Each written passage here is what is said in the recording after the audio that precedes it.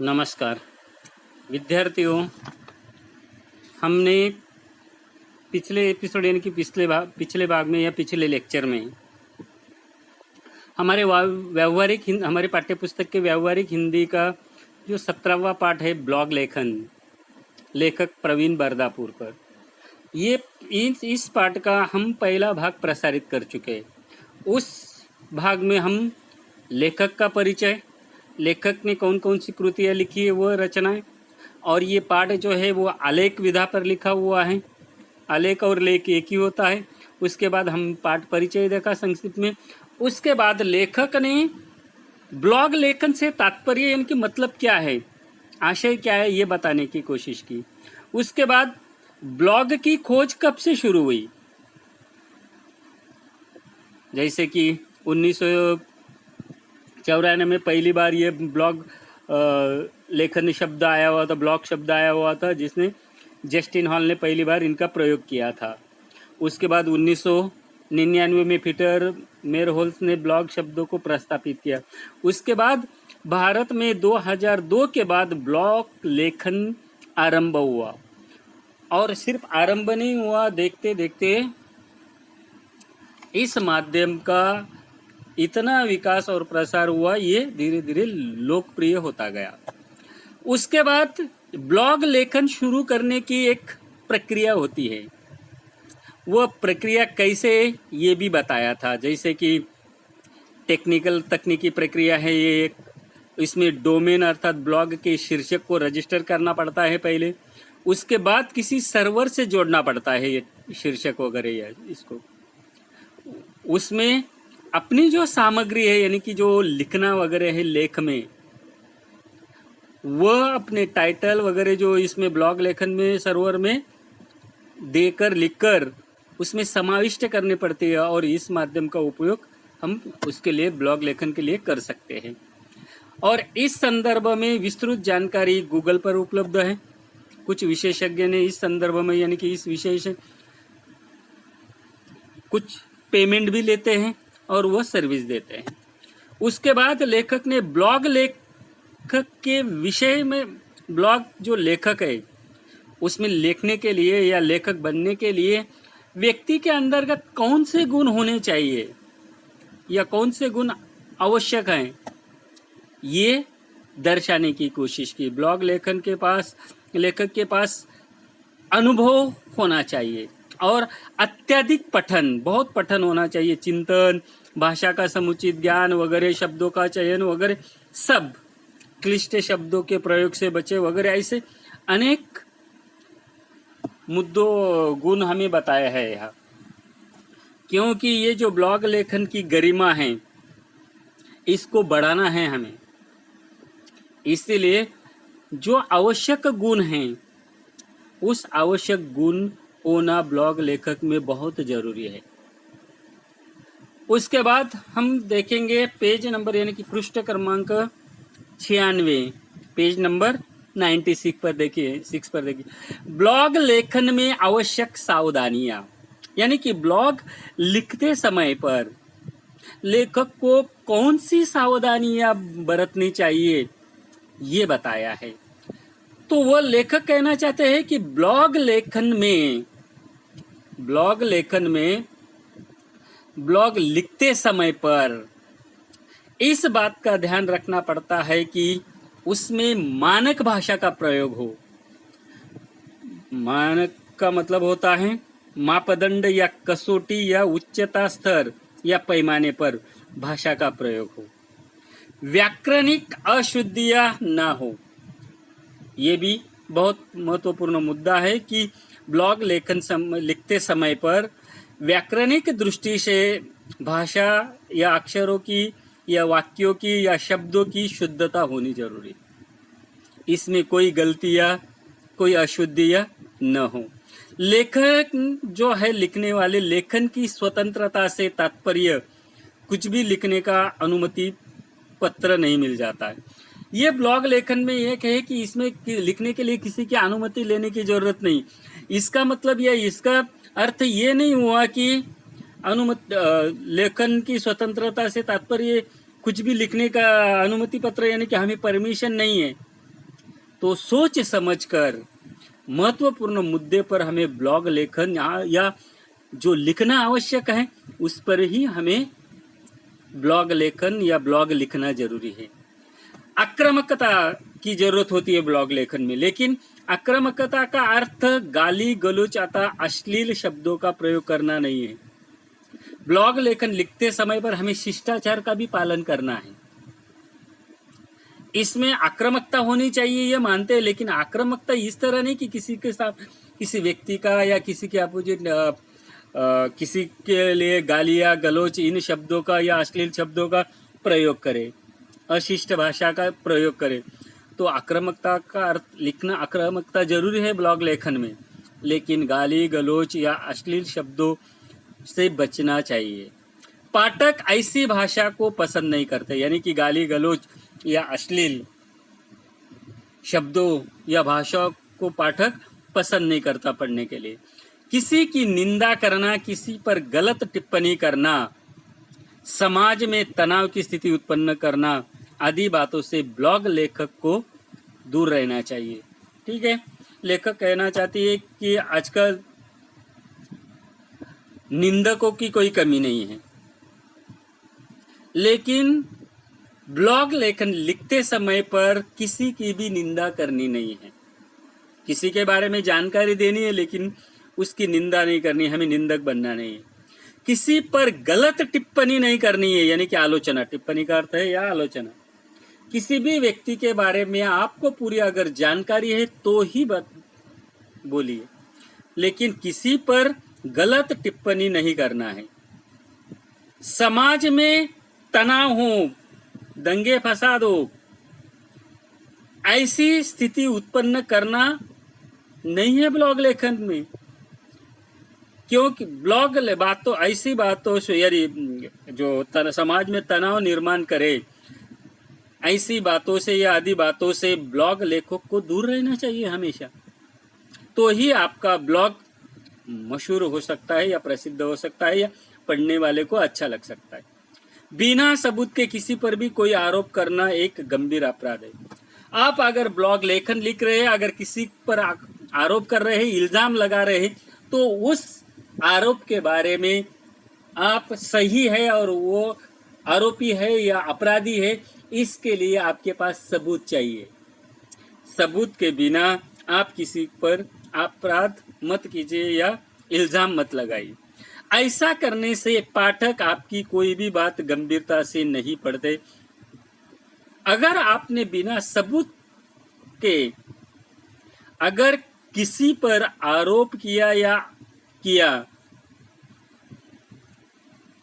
अगर सबूत रहा तो पढ़ने वाला रुचि लेगा, अगर सबूत नहीं रहा बिना सबूत का, तो ये जो ब्लॉग पढ़ रहे हैं पाठक, आपकी कोई भी बात को वो गंभीरता यानी कि सीरियसली नहीं पढ़ेंगे। ब्लॉग की आयु अल्प हो जाती है। ये जो ब्लॉग है इसकी आयु मर्यादा क्या हो जाती है? अल्प, यानी कि कम या छोटी हो जाती है। क्योंकि आप टीका टिप्पणी या अपराध अगर करते हैं, किसी को आरोप अगर करते हैं बिना सबूत के, तो वो अपराध भी माना जाएगा और पाठक आपकी बात गंभीरता से नहीं लेगा और ये ब्लॉग छोटा लगने लग जाएगा या कम हो जाएगा। लेखन करते समय छोटी छोटी बात का ध्यान रखा जाए तो पाठक ही हमारे ब्लॉग के प्रचारक बन जाते हैं। हमने अगर जो ब्लॉग लेखन में आवश्यक गुण है, उन गुणों के अनुसार अगर हमने छोटी छोटी बात पर अगर ध्यान रखा या ध्यान दिया, तो ये ब्लॉग लेखक आपने जो लेखन किया है और ये जो पढ़ रहा है, अगर आपका ब्लॉग उन्हें अच्छा लगने लगा तो आपके ब्लॉग लेखन की या लेख के प्रचारक वो खुद पाठक ही बन जाते हैं। दूसरे को बताते, दूसरा तीसरे को, तीसरे चौथा, ऐसे बताते बताते आपका ब्लॉग फेमस हो जाता है या प्रसिद्ध हो जाता है। एक पाठक दूसरे से सिफारिश करता है, दूसरा तीसरे से, और ये श्रृंखला बढ़ती ही चली जाती है। यानी कि आपका ब्लॉग अगर पहले पाठक को पढ़ने के लिए अच्छा लगा, दिलचस्प लगा और सही साबित हुआ, तो एक पाठक दूसरे से सिफारिश करेगा, दूसरा तीसरे से सिफारिश करेगा कि ये ब्लॉग लेखन अच्छा है, उसमें कोई ऐसे अनाप शनाप बातें नहीं है, उसने प्रूफ वगैरह किए। ऐसे अगर बात रहेगी तो ऐसा श्रृंखला बढ़ता जाएगा। आपके प्रचारक ये ब्लॉग लेख के अपने ये जो पाठक है, पढ़ने वाले हैं, वही आपके ब्लॉग लेखन के प्रचारक बन जाएंगे। ब्लॉग लेखन का प्रसार किस तरह से होता है, देखिए अगला मुद्दा है ब्लॉग लेखन का प्रसार। तो ब्लॉग लेखन से प्रसार के लिए देखो, ब्लॉग लेखक अपने ब्लॉग का प्रचार प्रसार स्वयं कर सकता है। आपने अगर कोई ब्लॉग लिखा है तो जो लिखने वाला लेखक है वह अपने ब्लॉग का प्रचार और प्रसार खुद कर सकते हैं। विज्ञापन यानी कि एडवर्टाइज, फेसबुक, व्हाट्सएप, एसएमएस आदि द्वारा इसका प्रचार होता है। यानी कि आपके प्रचार के माध्यम जो बताए, साधन जो बताए हैं, एडवर्टाइज द्वारा, विज्ञापन द्वारा, फेसबुक द्वारा आप अपने ब्लॉग लेखन के या ब्लॉग लेख के प्रचार प्रसार कर सकते हैं, व्हाट्सएप द्वारा कर सकते हैं, या तो एसएमएस यानी कि संदेश वगैरह भेजकर आप प्रचार कर सकते हैं। आकर्षक चित्रों, छाया चित्रों के साथ अगर आपने विशेष सामग्री यदि रोचक हो तो पाठक ब्लॉग की प्रतीक्षा करता है और उसका नियमित पाठक बन जाता है। अगर आपने जो ब्लॉग लेख लिखा है इसके लिए आकर्षक चित्रों का उससे संदर्भीय, ब्लॉग लेख से संदर्भीय, इसके अनुकूल या उचित चित्रों का या छाया चित्रों का, फोटो का, अगर आपने इन विषयों की अगर सामग्री, साधन या साहित्य यदि ब्लॉग लेखन के साथ दिए तो आपका जो ब्लॉग है वो दिलचस्प या रोचक बन जाता है और पाठक आपके ब्लॉग आने का इंतजार करता है। प्रतीक्षा का मतलब होता है इंतजार, आपके ब्लॉग के आने का इंतजार करता है कि कब इस लेखक का ब्लॉग आएगा और पढ़ने में मजा आएगा। इसीलिए वो इंतजार भी करता है। इंतजार इसलिए करता है कि वो आपके जो ब्लॉग लेख है वो नियमित रूप से पढ़ता है। इसका मतलब वो नियमित रूप से आपका पाठक बन जाता है। इस तरह से लेखक ने कहा है कि प्रचार किस तरह से आपके ब्लॉग लेखन का हो सकता है। तो आप खुद भी प्रचारक या प्रसारक बन सकते हैं। इसके लिए विज्ञापन, इसके लिए फेसबुक, व्हाट्सएप, उसके बाद आप उसके लिए एसएमएस यानी कि संदेशों द्वारा, मैसेज द्वारा प्रचार कर सकते हैं। और ब्लॉग लिखते समय पर आप जो ब्लॉग लिख रहे हैं उसके अनुसार चित्रों का, छाया चित्रों का आप उपयोग करेंगे तो ये जो आपने ब्लॉग लेखन लिखा है ये दिलचस्प यानी कि रोचक या पाठक को मन को भाने वाला लगने लग जाएगा और वह आपके ब्लॉग आने की प्रतीक्षा करने लग जाएगा और वह हमेशा आपके ब्लॉग पढ़ने वाला पाठक बन जाएगा। ब्लॉग लेखन से आर्थिक लाभ है क्या? ये जो हमें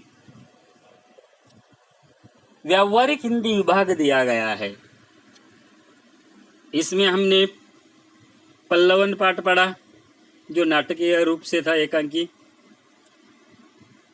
उसके बाद फीचर लेखन पढ़ा 15वां पाठ। उसके बाद मैं उद्घोषक हूँ ये पाठ पढ़ा और हम आज ब्लॉग लेखन ये पाठ पढ़ रहे।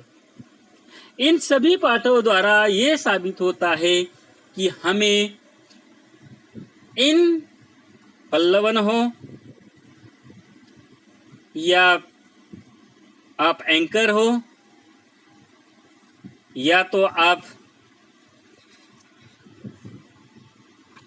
फीचर लेखक हो या तो ब्लॉग लेखक हो, आपको कहीं न कहीं जरूर काम या रोजगार उपलब्ध हो सकता है। ये जो है ये पत्रकारिता से संबंधित है क्योंकि इसके लेख आप डिजिटल माध्यम द्वारा लिख सकते हैं, लेकिन इसमें समाचार से जुड़े हुए हैं। और ये जो ब्लॉग है आज अगर हमने देखे तो समाचार पत्रों में भी आप ब्लॉग लिख सकते हैं, और ये जो टीवी पर चैनल वगैरह दिखाए जाते हैं 24 घंटे न्यूज या समाचारों के, इसमें भी आप ब्लॉग लिख सकते हैं। लेकिन ये डिजिटल माध्यम आजकल नव युवक ज़्यादा पढ़ते हैं, इसलिए आपको इसका सहारा लेना पड़ेगा। अखबार, पत्रिका या पुस्तक हाथ में लेकर पढ़ने के लिए आजकल लोगों के लिए टाइम नहीं है। इसके बजाय लोग क्या करते हैं, कंप्यूटर, टैब या सेल फोन से पर्दे, बड़े बड़े पर्दे पर देखना चाहते हैं या पढ़ना चाहते हैं। इसलिए ये डिजिटल जो माध्यम है, इसके द्वारा आप ब्लॉग अगर लेखन लिखेंगे तो आपको रोजगार उपलब्ध हो सकते हैं, और रोजगार उपलब्ध होंगे तो आपको आर्थिक लाभ होगा। इसलिए लेखक कहना चाहते हैं कि ब्लॉग लेखन से आर्थिक लाभ भी होता है।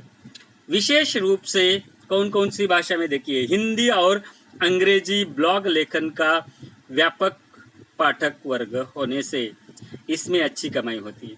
हमारे देश में ज़्यादा से ज़्यादा ब्लॉग हिंदी में ब्लॉग और अंग्रेजी में होने के कारण से आपके पाठक वर्ग ज़्यादा संख्या में हो जाते हैं।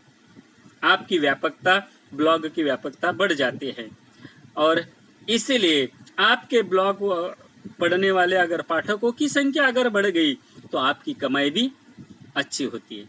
विद्यार्थी अपने अनुभव, विद्यार्थी वर्ग में विद्यार्थी जो होता है वो क्या करता है, अपने अनुभव तथा विचार ब्लॉग लेखन द्वारा साझा कर सकते हैं।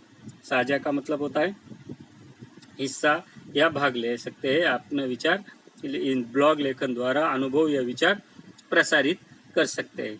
वैसे तो साझा का मतलब होता है हिस्सेदारी या भागीदारी या साझेदारी या भाग भी बोलते हैं। तो प्रत्येक विद्यार्थी की अपनी जीवन शैली होती है, अपना संघर्ष होता है, अपनी सफलताएं विभिन्न रूपों में अभिव्यक्त हो सकती है। यानी कि कई विद्यार्थियों को विद्यार्थी दशा में अपना संघर्ष वगैरह ये अनुभव वो व्यक्त कर सकता है, वो खुले दिल से आपके सामने बोल सकता है। उनके जीवन में क्या क्या सफलता आई, उनकी जीवन शैली कैसी है, उन्होंने क्या क्या संघर्ष उठाए हैं, ये और क्या कैसी सफलता पाई है, ये सब वो ब्लॉग लेखन द्वारा वो व्यक्त कर सकते हैं ब्लॉग में। तो उसके बाद राजनीतिक विषयों के लिए अच्छा प्रतिशत मिलता है। आजकल सबसे फेमस अगर कोई क्षेत्र है तो वह है लोगों के दिल में राजकीय क्षेत्र। इसीलिए राजकीय नेता जो होता है, राजनीति से संबंधित, उन पर भी आप ब्लॉग लेख लिख सकते हैं और आपको आर्थिक लाभ हो सकता है। इसलिए राजनीतिक विषयों के लिए अच्छा प्रतिशत मिलता है।